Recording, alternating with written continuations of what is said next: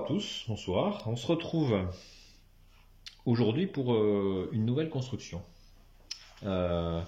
J'ai, il y a pas très longtemps, je crois, 15 jours, 3 semaines, voire un mois maximum, je sais pas dans quel ordre je vais diffuser les vidéos, mais je pense que ça sera peu de temps, elle sera peu de temps après la vidéo que j'ai faite sur l'installation de ma grue à eau.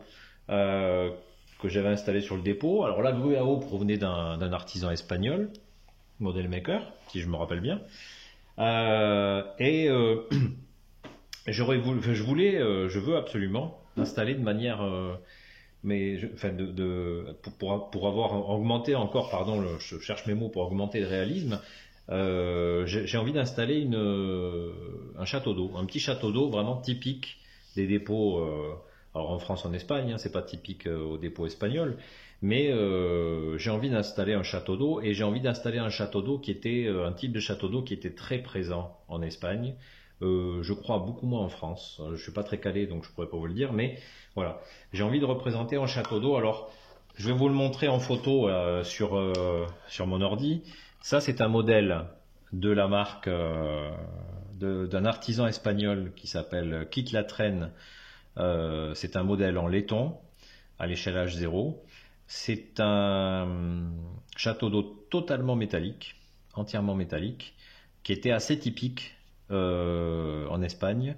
Voilà, donc c'était relativement léger, pas de château d'eau en maçonnerie. Je pense que vu la taille de mon dépôt, il est parfait. J'ai à peu près une idée même assez précise de l'endroit où je vais l'installer. Et bah écoutez, j'ai envie d'essayer de le faire. Alors, vous voyez, je vais le faire moi-même. Pour faire la cuve, on va commencer par la cuve. Euh, j'ai choisi une boîte de conserve qui a été utilisée, que j'ai conservée. Vous voyez, elle a un diamètre de 50 mm, une hauteur de 70. Et honnêtement, je trouve que c'est assez adapté. Enfin, je trouve que ça ressemble pas mal en fait à ce que je voudrais comme taille de cuve. Et honnêtement, alors vous voyez, hein, je ne vous le cache pas, hein, c'est du Lidl, mais voilà, c'est en métal, donc c'est assez solide, hein, très très solide. Euh, et donc j'ai envie de représenter ceci. Donc je vais me servir pour la cuve de cette base-là. Et pour ce qui est de la représentation des plaques rivetées, alors je ne sais pas si vous le voyez, il y a des plaques rivetées. Là par contre j'ai fait appel à l'impression 3D. Il faudra me pardonner, c'est ma première conception donc c'est très léger, hein, je suis pas très très fort en informatique.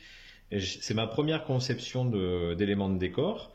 J'ai essayé, ça se verra pas forcément. Je crois pas que ce soit, surtout que c'est légèrement transparent, donc vous le verrez pas. Peut-être qu'une fois peint, ça se verra pas non plus, mais j'espère quand même un petit peu. J'ai essayé de représenter des plaques rivetées que je vais coller, vous voyez ici, tout autour, petit à petit, jusqu'à habiller l'ensemble de la cuve. Et on verra ce que ça va donner. J'en ai fait un petit stock, je ne sais pas si j'en aurai assez. On verra, j'en réimprimerai d'autres si jamais il le faut, hein, mais voilà. Donc j'ai envie de commencer par essayer cette cuve-là. Et après, bah, il va falloir que je trouve une solution pour les poteaux. Je pense que je devrais y arriver. On verra. On verra. En tous les cas, voilà, c'était le nouveau projet que je tiens à vous présenter. Donc dans cette vidéo-là, vous allez voir bah, le projet du début à la fin. Et c'est une vidéo qui prendra peut-être un petit peu plus de temps que les autres. Hein, mais donc déjà, première étape, comme je vous disais, ça va être de coller et d'habiller entièrement cette boîte de conserve avec ces plaques rivetées. Voilà, donc je fais ça et une fois que c'est terminé, on se retrouve. Je vous dis à de suite. Donc on se retrouve une fois donc ces petits éléments, ces plaques de tôle collées sur la base avec une peinture d'après blanche. Alors évidemment ça n'est pas parfait, je ne sais pas si ça se voit en vidéo, mais il y a quand même un léger relief où on voit les rivets apparents. Bon, j'espère que ça sera visible une fois la peinture noire appliquée, hein, puisqu'il va falloir que j'applique de la peinture noire. Évidemment, cette partie-là qui est la moins belle, on va dire que ben, ça sera celle qui sera cachée, ça sera le côté opposé, très certainement. Voilà, pour le reste, on verra. Hein, je sais pas de... Donc on va voir ce que ça va donner. Ensuite j'avais plusieurs solutions pour les pieds. Alors les pieds sont des gros cylindres métalliques. J'ai décidé en fait d'utiliser ça. Alors c'est peut-être un petit peu fin, c'est en bois. C'est peut-être un petit peu fin, mais on va voir. J'ai envie de faire un essai, on va voir ce que ça va donner. Ils sont à peu près de la longueur des pieds, je vais me baser sur la longueur de la cuve, hein, puisque c'est à peu près du moitié-moitié, du temps pour temps, et puis on verra ce que ça va donner. Voilà. Je ferai un petit test au moment venu. Donc j'installe les pieds, on se retrouve un petit peu pour la suite juste après. Bonjour à tous. Alors, enfin bonjour à tous, je sais pas pourquoi je dis bonjour, parce que c'est la suite de la vidéo, donc on se retrouve. Je vais être honnête avec vous, je vous dis bonjour, parce que voilà, la première partie que vous avez vue jusqu'à présent, cette vidéo a été tournée hier, et même avant-hier, je crois. Et donc, voilà, chasser le naturel, il revient au galop. Je suis pas fait pour faire du cinéma. Donc voilà, on se retrouve pour vous montrer l'état d'avancement de mon petit château d'eau. Donc la cuve a été montée, peinte en blanc, une sorte de peinture d'après, avec des petites languettes de carton, de papier canson, ici, vous voyez. J'ai essayé de représenter la surépaisseur que l'on peut apercevoir là, voilà. Ensuite, qu'est-ce que je peux vous dire de plus? Que j'ai réalisé les pieds. Alors les pieds, c'est tout simple, hein, c'est du bois. Je l'ai réalisé avec ceci, que j'avais en stock, j'en ai un petit peu, comme des gros cotons-tiges. J'avais ces petites pièces métalliques ici, en laiton, qui traînaient, j'en avais suffisamment, ces petits ronds là. Alors c'est pas comme ça ici, hein, mais je trouvais que voilà, je voulais représenter comme une sorte de petite déco à la base. Ici ensuite, il y a toujours ces petites languettes de carton que j'ai positionnées, et c'est pareil ici et ici. Et ça me donne un résultat, une fois peint en noir, j'espère, pas trop moche, on verra. Pour l'instant, il n'y a rien de sûr, hein. Je ne sais pas ce que ça va donner encore, j'ai pas d'idée précise. Ça sera pas la copie conforme de celui-ci, hein. De toute façon, j'en suis pas capable, et puis j'ai envie qu'il ait sa propre... voilà, il y en avait de modèles très différents, enfin, il y avait toujours des variations, et j'ai envie qu'il ait sa propre personnalité, si je puis dire. Que dire de plus? Si, il y a une échelle ici assez longue. J'ai utilisé mon imprimante 3D pour justement mettre en place l'échelle. Alors, j'en ai imprimé deux parce que vous voyez, elles n'étaient pas assez longues. Donc ici, on aura cette première partie avec l'échelle ici qui sera fixée sur la façade. Et j'ai un deuxième exemplaire ici pour la deuxième partie. Voilà. Ensuite, je ne sais pas si vous le voyez très bien, ça ne se voit pas forcément beaucoup, mais au centre, ici, il y a, alors ce qui certainement était le tuyau qui permettait d'aller du château d'eau jusqu'à la grue à eau, hein, sur le fond. Je vais utiliser, je pense, la même méthode. Ça va être un peu fragile parce qu'il va falloir que je le colle et le mettre en place au centre. Ça va être une pièce fragile, tant qu'elle ne sera pas collée, ça va être assez fragile. Je vais essayer de le placer quand même. Bon, si elle se casse, il suffit de l'installer au dernier moment, c'est pas trop gênant. Et ensuite, vous avez ce tube-là, alors qui était certainement la prise d'eau, hop, pour remplir le château d'eau. Là, par contre, ça va être un petit peu plus compliqué. Au départ, j'avais prévu un rond plastique qui était un petit peu l'équivalent, vous savez, des ronds plastiques que vous avez dans les sucettes pour les enfants. Il s'avère que pour la courbe, j'arrivais pas à faire quelque chose qui me plaisait. J'ai une autre idée, toujours dans la simplicité. C'est un petit morceau de câble électrique que je vais essayer d'utiliser, de redresser au maximum. La taille me paraît tout à fait honorable. Et je pense que pour le courber ici, ça sera beaucoup plus joli. Donc on verra ce que ça donne au niveau du résultat. Je ne sais pas. J'espère que ce sera pas mal. Donc sur ce, écoutez, je vais avancer en réalisant ces petits éléments-là, et puis on se retrouve pour que je vous montre le résultat une fois le travail effectué. À de suite. Donc on se retrouve à nouveau. pour vous montrer le résultat des quelques pièces que j'ai formées, alors que j'ai mises en place. Donc, on peut commencer par, si vous le souhaitez, on peut commencer par l'échelle. Alors l'échelle, comme je vous ai dit, j'ai utilisé mon imprimante 3D. Vous voyez, ici elle était en deux parties. Première partie que j'ai réussi à courber. Alors, je vais essayer de me rapprocher un peu. J'ai réussi à courber pas autant que le modèle original sur la photo, mais j'ai donné une courbure et ça se courbe sans casser assez facilement. J'ai été surpris, j'ai fait un petit test sur une chute d'échelle et ça s'est courbé relativement facilement. Ici, cette deuxième partie ici, qui est maintenue contre le pied, donc c'est relativement costaud, hein, il n'y a pas de fragilité. Peut-être que l'échelle est un petit peu grossière, mais écoutez, je trouve honnêtement que le résultat n'est pas si mal que ça. Ensuite, cette petite pièce en bois qui est de ce type-là, vous voyez, ici un petit peu plus large, mais cette petite pièce en bois, ici, elle correspond en fait à la jauge qui permet donc de vérifier le niveau d'eau à l'intérieur de la cuve. La jauge, grâce à Paint sur internet, pardon, j'en ai fabriqué une, vous voyez ici, très simple, que je collerai une fois le dépôt, une fois le château d'eau complètement peint en noir, je la collerai ici. Je pense que ça pourra donner un résultat plutôt sympathique.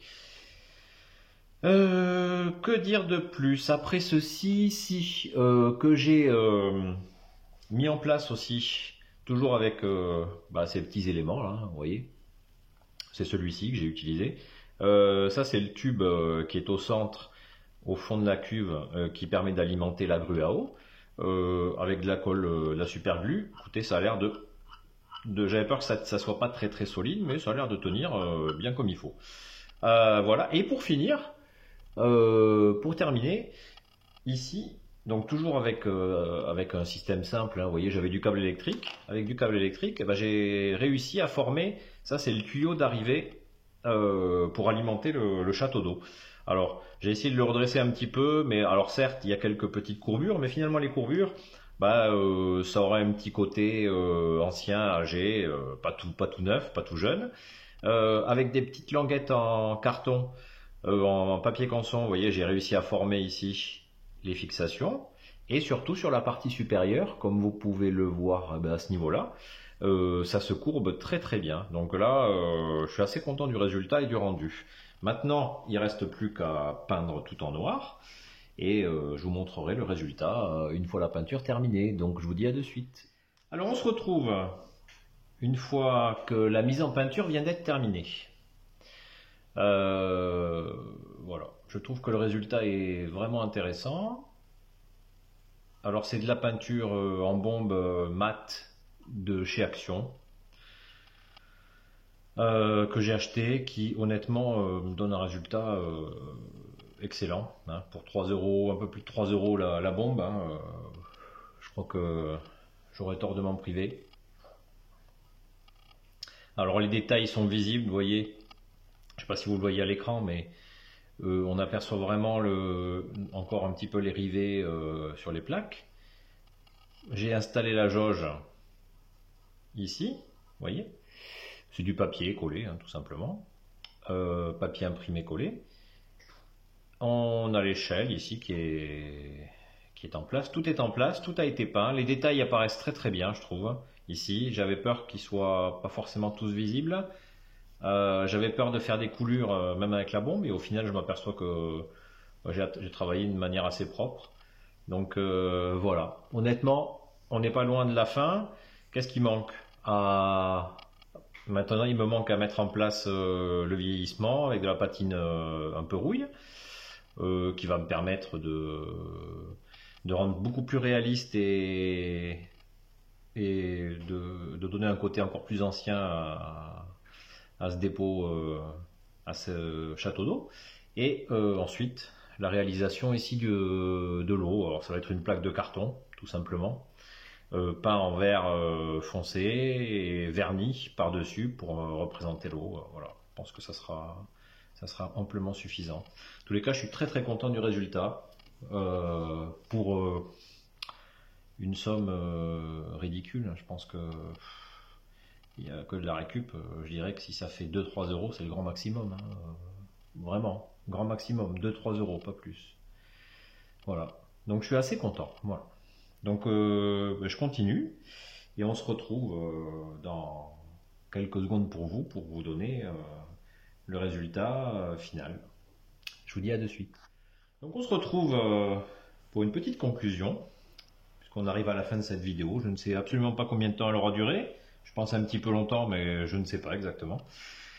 Ça y est, la patine a été faite. Je vais vous montrer un petit peu ce que ça donne. Je suis vraiment personnellement, alors on peut toujours faire mieux évidemment, hein. Je ne suis pas un gros spécialiste, mais honnêtement, je trouve que l'idée est là.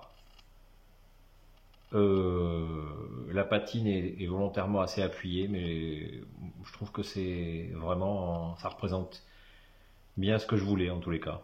Je suis assez content de moi. Ça fait peut-être un petit peu prétentieux, mais non, excusez-moi. Je suis très content du résultat que ça a pu donner. Cette patine-là, je l'ai fait avec ceci. J'avais de la marque AK Interactive des patines, un set de patines. Là, c'est une couleur un petit peu marron. Écoutez, franchement, j'apprécie beaucoup le résultat. Je le trouve à la hauteur de mes espérances, de mes souhaits. Alors peut-être que mes espérances n'étaient pas très ambitieuses, mais en tous les cas, je suis très content du résultat. Vraiment. Et comme vous pouvez le voir ici aussi, j'ai pour ce qui est de la patine, évidemment, hein, pour que ça soit plus réaliste, je ne sais pas si ça se voit, je pense que ça se voit quand même toujours verticalement, puisque évidemment c'est les effets de la rouille, de la pluie, du temps qui font que tout se fait, la patine est essentiellement verticale. Et donc je disais, vous pouvez apercevoir ici j'ai simulé en fait la présence de l'eau. Alors là, on a de la chance, hein, la cuve elle est pleine. J'ai découpé un carton au diamètre qui convenait, hein, tout simplement. Carton d'1 ou 2 mm, un petit peu rigide, mais pas très épais non plus. Ce carton, donc je l'ai collé.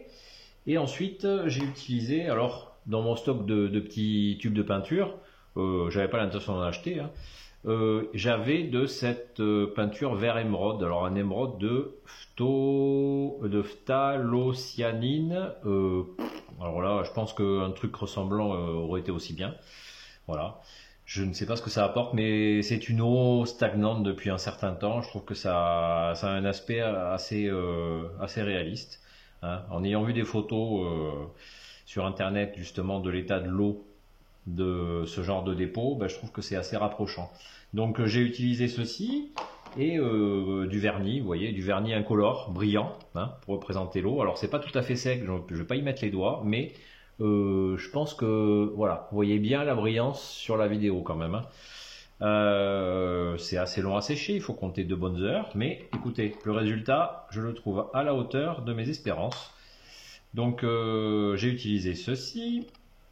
Donc marque pas cher, un petit pot, hein, c'est acheté à Bricomarché. Je l'ai depuis quelques années, il conserve très bien. Et pour finir, je voulais vous montrer quand même ce que j'ai utilisé comme bombe de peinture. Alors j'ai l'habitude je me suis aperçu en fait depuis déjà un bon moment que j'avais un magasin, le Marché aux Affaires, qui est une chaîne de magasins, je crois qu'il y en a quand même beaucoup en France, le Marché aux Affaires, qui propose des prix très intéressants et qui a un gros rayon loisirs créatifs. Et dans ce rayon loisirs créatifs, on trouve des bombes de peinture aérosol au prix de 3,99 €. Alors c'est pas pour faire de la pub, mais à ce prix-là, c'est quand même une bombe assez, voilà, qui est assez importante.